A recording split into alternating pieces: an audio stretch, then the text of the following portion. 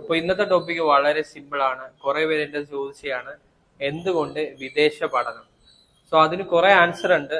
ഒന്നാമത്തെ ആൻസർ എന്ന് വെച്ചാൽ നമ്മളെ ഇന്ത്യയിൽ നല്ല എഡ്യൂക്കേഷൻ ഇല്ലാത്തത് കൊണ്ടല്ല എല്ലാവരും വിദേശ പഠനത്തിന് പോണത്.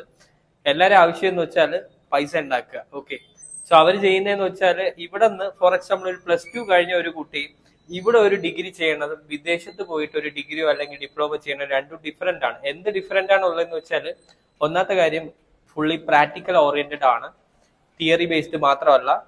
പിന്നുള്ള ഒരു കാര്യം എക്സാം വരുന്നത് ഫുള്ളി പ്രോജക്ട് ബേസ്ഡ് ആണ്. അതായത് ഒരു 7 മൊഡ്യൂൾ ഉണ്ടെങ്കിൽ ഒരു 4 പ്രോജക്റ്റ് ആയിരിക്കും. സോ അവർക്ക് വളരെ ഈസി ആയിട്ട് ഈ ഒരു അക്കാദമി കംപ്ലീറ്റ് ചെയ്യാൻ പറ്റും. പ്ലസ് ഏറ്റവും വലിയൊരു ബെനിഫിറ്റ് എന്ന് പറയുന്നത് ലൈക്ക് ഡിഫറെന്റ് ബിറ്റ്വീൻ ഇന്ത്യയിൽ പഠിക്കുന്നതും വിദേശത്ത് പഠിക്കുന്നതായിട്ടുള്ള വലിയൊരു ഡിഫറൻറ്റ് എന്ന് വെച്ചാൽ ഇവർക്ക് ആഴ്ചയിൽ ഒരു 2-3 ദിവസം ഉച്ചവരെ മാത്രമേ വിദേശത്ത് ക്ലാസ് വരുന്നുള്ളൂ. ബാലൻസ് ടൈം ഇവർക്ക് വർക്ക് ചെയ്യാൻ പറ്റുന്നുണ്ട്, അതായത് ഏൺ ചെയ്യാൻ പറ്റുന്നുണ്ട്. ഇപ്പൊ ഒരു +2 കഴിഞ്ഞ കുട്ടി ഇവിടെ ഒരു ഡിഗ്രി ചെയ്യുന്നതും അവൻ എബ്രോഡ് ചെയ്യുന്ന ഡിഗ്രി തമ്മിൽ വളരെ വ്യത്യാസമുണ്ട്. അതായത് ഇവിടെ ഡിഗ്രി ചെയ്യുന്ന ഒരാൾ രാവിലെ തൊട്ട് വൈകിട്ട് വരെ ക്ലാസ്സിൽ പോയി തിരിച്ചു വരുന്നു, അവനൊരു ഏർണിംഗ് ഇല്ല.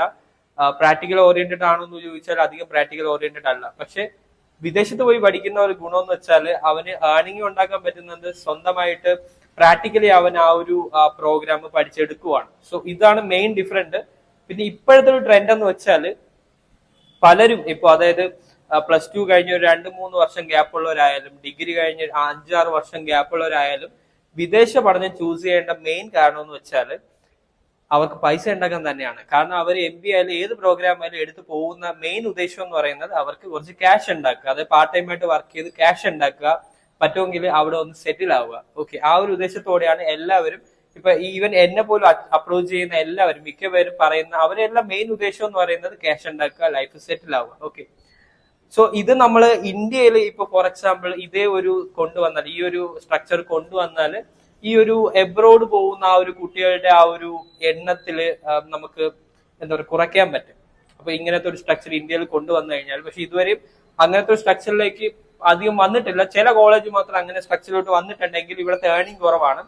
സോ അതുകൊണ്ടാണ് ഇപ്പോഴും ഓൾമോസ്റ്റ് എല്ലാവരും, അതായത് വിദേശ ജോലി നോക്കുന്നവർ പോലും സ്റ്റഡി വിസ ചൂസ് ചെയ്ത് പോവാൻ കാരണം മെയിൻ കാരണം ഇതാണ്. അതായത് ജോബ് വിസയിൽ കുറെ ഫേക്കും കുറെ പറ്റിപ്പ് കാര്യങ്ങളൊക്കെ നടക്കുന്നുണ്ട്. സോ അതുകൊണ്ടാണ് മിക്കവരും വിദേശ പഠനം ചൂസ് ചെയ്ത് പോകുന്നത്. സോ ഇപ്പൊ മനസ്സിലായല്ലോ എന്താണ് വിദേശ പഠനം എല്ലാവരും ചൂസ് ചെയ്യാനുള്ള കാരണമെന്ന്. മെയിൻ കാരണം പൈസ ഉണ്ടാക്കുക, അത് തന്നെയാണ് എല്ലാവരുടെയും ഉദ്ദേശം എന്ന് പറയുന്നത്. അപ്പോൾ ഇനി എന്തെങ്കിലും ഡൗട്ട് ഇതിലുണ്ട്, അല്ലെങ്കിൽ എന്തെങ്കിലും നിങ്ങൾക്ക് ചോദിക്കാനുണ്ട്, എന്തെങ്കിലും പുതിയ പുതിയ വീഡിയോകൾ നിങ്ങൾക്ക് വേണം, അല്ലെങ്കിൽ എന്തെങ്കിലും പുതിയ പുതിയ ഡൗട്ട് നിങ്ങൾക്ക് ഉണ്ടെന്നുണ്ടെങ്കിൽ ഈ ഒരു വീഡിയോയുടെ കമന്റിൽ ജസ്റ്റ് ഒരു കമന്റ് ചെയ്ത് കഴിഞ്ഞാൽ നമ്മൾ അത് അടുത്തൊരു വീഡിയോ ആയിട്ട് ചെയ്യുന്നതായിരിക്കും കേട്ടോ.